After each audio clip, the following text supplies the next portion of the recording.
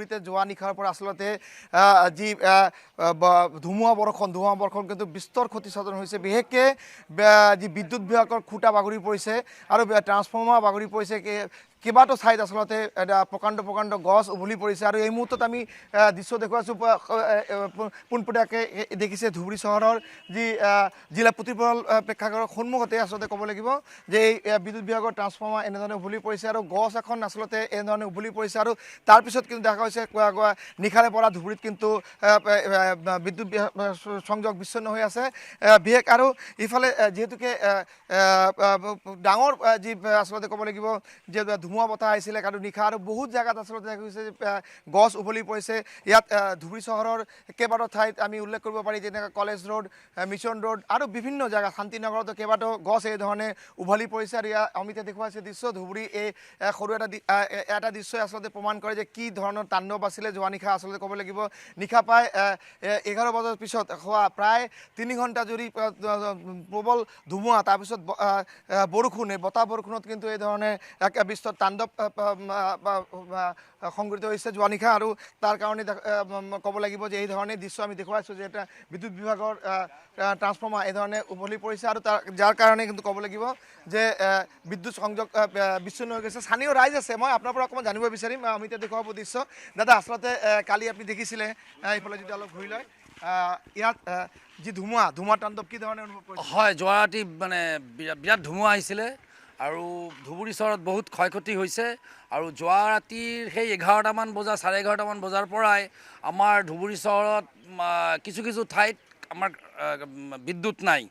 যাৰ কাৰণে খোৱা পানীৰ নাটনি হৈছে বিশেষ বহু অসুবিধা হৈ আছে কিন্তু উপায়ো নাই প্ৰকৃতিৰ লগত চলিব লাগিব যিহেতু বৰদৈচিলা আহিছে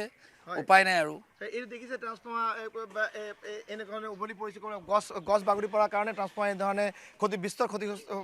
ক্ষতিসাধন হৈছে কেইবাটাও জেগাত আমি দেখিছোঁ গছ উভলি পৰিছে কি ক'ব নাই গছটো উঘলি পৰিবই কাৰণ আপোনাৰ গছবোৰৰ যিমান দূৰ কৰিব লগা থাকে যিমানখিনি কৰিব লগা থাকে কামবোৰ গছবোৰ যেতিয়া ডাঙৰ হৈ যায় সেইবোৰ ভালকৈ চোৱা চিতা যদিও স্থানীয় কিছুমান NGOয়ে কৰে আৰু আমাৰ ফৰেষ্ট ডিপাৰ্টমেণ্টৰ পৰা তেওঁলোকে সেনেকৈ আমাৰ ইয়াত চহৰৰ ওপৰত আমি সেনেকৈ দেখা নাপাওঁ সেইটো এটা কাৰণ হ'ব পাৰে কিন্তু কোনো ধৰণৰ মানুহৰ ক্ষয় ক্ষতি হৈছে বুলি আপুনি গম পাইছে নেকি এতিয়ালৈকে মই কোনো ধৰণৰ মোৰ কাণত পৰা নাই কোনো মানুহৰ ক্ষয় কিন্তু মানুহৰ ক্ষয় ক্ষতিৰ লগত মেইন কথা হৈছে এতিয়া 8টা বাজে খোৱা পানীৰ নাটনি হৈছে যিহেতু কাৰেণ্ট নাই মানুহৰ পানীৰ অসুবিধা হৈছে যদিও ধুবুৰী পৌৰসভাই পানী দিয়ে কিন্তু এনে যিবোৰ মানে কিছু ঠাইত বহুত অসুবিধা হৈছে হয় ধন্যবাদ মই আমি এই ঠাইডোখৰ দেখুৱাব বিচাৰোঁ ইয়াত ধুবুৰীৰ ডিষ্ট্ৰিক্ট লাইব্ৰেৰীৰ নিচেই কাষতে এই ধৰণে কিন্তু বিদ্যুতৰ যি খুঁটা উভলি পৰিছে ট্ৰান্সফৰ্মাৰ উভলি পৰিছে যাৰ কাৰণে আচলতে ক'ব লাগিব যে এই ধৰণে বিদ্যুৎ সংযোগ বিচ্ছিন্ন কৰা হৈছে আৰু যিহেতুকে চহৰ অঞ্চলত বহু জেগাত পাম্প থাকে এই পাম্পবোৰ কিন্তু এতিয়া চলাব পৰা নাই যাৰ কাৰণে কিন্তু খোৱা পানীৰ অকণমান নাটনি হৈছে সমস্যা হৈছে আৰু যি গাঁৱত আচলতে ক'ব লাগিব এই ধৰণে গাঁৱত বহুত কেঁচা ঘৰ যিবিলাক থাকে তেওঁলোকৰ টিন পাত উৰাই লৈ গৈছে বহুত দূৰলৈ আমি বিলাচীপাৰাতো তেনেধৰণৰ খবৰ আমি পাইছোঁ গৰুপুৰৰ পৰা তেনেধৰণৰ খবৰ আহিছে আৰু ধুবুৰী এই ধৰণে চাকি ধৰণে এক বিস্তৰ ক্ষতি হৈছে আৰু ক'ব লাগিব নিশা প্ৰায় 2 ঘণ্টা ধৰি এই ধৰণে বতাহ বৰষুণৰ তাণ্ডৱ চলে যাৰ কাৰণবশতঃ কিন্তু এই ধৰণে বিস্তৰ ক্ষতি হৈছে বিদ্যুৎ বিভাগৰ আৰু কেইবাটাও ঠাইত এই ধৰণে ট্ৰান্সফৰ্মাৰ যি এই পোষ্ট আচলতে উভলি পৰিছে আৰু ঘৰৰ টিন পাতো ধৰণে উভলি পৰিছে আৰু গছ-গছনি ইয়াত ডাঙৰ গছ যি আছে ধুবুৰীত বহুত পুৰণি গছ এই ধৰণে কিন্তু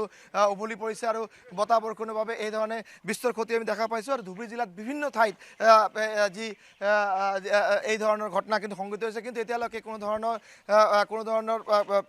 অপ্ৰীতিকৰ ঘটনা যেনে মানুহৰ কোনো ক্ষয়ক্ষতি হৈছে বুলি খবৰ কিন্তু আমালৈ এতিয়ালৈকে অহা নাই সৌৰভ হয় ৰাজীৱ ৰাজ্যৰ বিভিন্ন প্ৰান্তত নিশা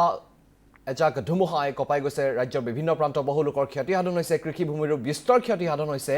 এই মুহূৰ্তলৈকে আপোনাৰ হাতত কোনো লোক হতাহতি হোৱা বা তেনেকুৱা ধৰণৰ কিবা তথ্য আছে নেকি এই ধুমুহাই যিহেতু বিস্তৰ ক্ষতিসাধন কৰিছে ৰাজ্যৰ বিভিন্ন প্ৰান্ত জোকাৰি গৈছে এজাক ধুমুহাই নিশা হয় সৌৰভ, আমি ৰাতিপুৱাৰ ভাগত আমি জিলা প্ৰশাসনৰ লগত যোগাযোগ কৰিছিলোঁ, কিন্তু তেওঁলোকৰ কিন্তু হাতত এতিয়ালৈকে কোনো ধৰণৰ তথ্য আহি পোৱা নাই যে কোনো মানুহৰ বা কোনো তেনেধৰণৰ কোনো ক্ষয় সাধন হৈছিলে বুলি তেনেধৰণৰ কিন্তু খবৰ নাই। তেওঁলোকে আচলতে খোজ খবৰ লৈ আছে, কিন্তু ক'ব লাগিব যিহেতুকে ধুমুহা তাণ্ডৱ প্ৰচণ্ড আছিলে, সেই কাৰণতে চহৰ অঞ্চলত এই অৱস্থা আপুনি গাঁৱত আপুনি অনুমান কৰিব পাৰে। গাঁৱত কিন্তু বহুত জেগাত দেখা গৈছে কেঁচা ঘৰ, সেই ঘৰৰ টিন পাত কিন্তু উৰাই লৈ গৈছে বহু দূৰলৈ। আমি অকণমান যদি দাদা আপোনাৰ ওচৰত অকণমান আহিছোঁ, যদি আমি এইফালে বিদ্যুৎ বিভাগৰ লোকে কাম কৰি আছে, তেওঁলোক আচলতে কিমান সময় লাগিব আৰু ক'ত ক'ত কি ক্ষতি হৈছে বুলি আমি তেওঁলোকৰ অকণমান তথ্য ল'বলৈ যত্ন কৰিম। দাদা, বিদ্যুৎ বিভাগৰ হয়, আপুনি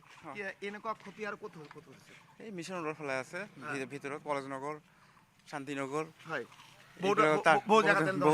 গছ ভাঙি তার ছিঙি আছে। কিমান সময় লাগিব? গোটেই দিন লাগিব ইয়াত। এই ধৰণে কিন্তু ধুমুহা হ'লে এইটো মানে হৈ থাকে, খুঁটি বাগৰি পৰে। এতিয়া বিদ্যুৎ বিভাগ পুৰণি গাছবিলাকৰ কাৰণেই এনেকুৱা হৈ আছে। হয়, কিবা ধৰক এই ধৰণে আৰু সময় কিমান সময় লাগিব পাৰে? সময় বাকীবিলাকত সময় নালাগে, কিন্তু ইয়াতে সময় লাগিব, অলপ সময় লাগিব। 4টা খুঁটি বাগৰিছে না, এই দুটাও ভাঙিছে। হয় হয়, নিশাৰ পৰা কিন্তু আপোনালোকে কাম কৰি আছে দেখিছোঁ, কিন্তু এতিয়ালৈকে গোটেই ৰাতিয়ে কাম কৰি আছিল আমাৰ মানুহ। হয় নেকি? 3:30লৈকে কাম কৰি আছিল। 3:30লৈকে কাম কৰিছে পুৱাৰ ভাগত। এতিয়া আৰু কাম বাকী আছে। এই যে ধৰক বিদ্যুৎ মানে সংযোগ বিচ্ছিন্ন কৰি দিয়া আছে, যিহেতুকে কাম চলি আছে, কিমান সময় লাগিব পাৰে বিদ্যুৎ আহোঁতে? আৰু ইয়াতে গোটেই দিন লাগিব, এইখিনি টাইমত তেলতলাৰ ছাইডটোত গোটেই দিনেই লাগিব, আৰু বাকীবিলাকত পাই যাব 12টা-1টাৰ ভিতৰত পাই যাব। সৌৰভ, তেওঁলোকে আমাক জনালে যে সময় লাগিব কিছু, আৰু তাৰপিছতে এই বিদ্যুৎ যি কাম, সেই কামবোৰ তেওঁলোকে আচলতে ক'ব লাগিব যে যুদ্ধ সদৃশ্যে তেওঁলোকে আচলতে কাম কৰি আছে, আৰু যিমান সোনকালে পাৰে তেওঁলোকে সেই ডিষ্ট্ৰয় কৰাৰ চেষ্টা কৰিব। আৰু আমি পুনৰবাৰ এই দৃশ্য দেখুৱাব যে কি ধৰণৰ তাণ্ডৱ এই ধৰণে বিদ্যুৎৰ যি তাঁৰ ছিঙি গৈছে আৰু ট্ৰান্সফৰ্মাৰ বুলি পৰিছে। ইয়াত ধুবুৰী চহৰৰ পৰা পোনপটীয়া সম্প্ৰচাৰ দেখুৱাই আছোঁ। ধুবুৰী চহৰৰ এটা ঠাইত নহয়, কেইবাটাও ঠাইত এই ধৰণৰ ঘটনা কিন্তু পৰিলক্ষিত হৈছে, আৰু ক'ব লাগিব যে জিলাখনতো কিন্তু বিভিন্ন জেগাত আচলতে এই বৰদৈচিলা যি তাণ্ডৱ, এই তাণ্ডৱ কিন্তু আমি দেখা পাইছোঁ। আৰু নিশা প্ৰায় 11 বজাৰ পৰা কেইধৰণে বতাহ বৰষুণ, প্ৰথমতে বৰষুণ, তাৰপিছত প্ৰচণ্ড ধুমুহা, এই ধুমুহা পিছত কিন্তু এই ধৰণে ক্ষতি হোৱাটো আমি পৰিলক্ষিত হৈছোঁ। আৰু এটাই খবৰ যে এতিয়ালৈকে কিন্তু কোনো ধৰণৰ যি ৰাইজৰ কোনো হতাহতৰ কোনো খবৰ কিন্তু আমি পোৱা হোৱা নাই।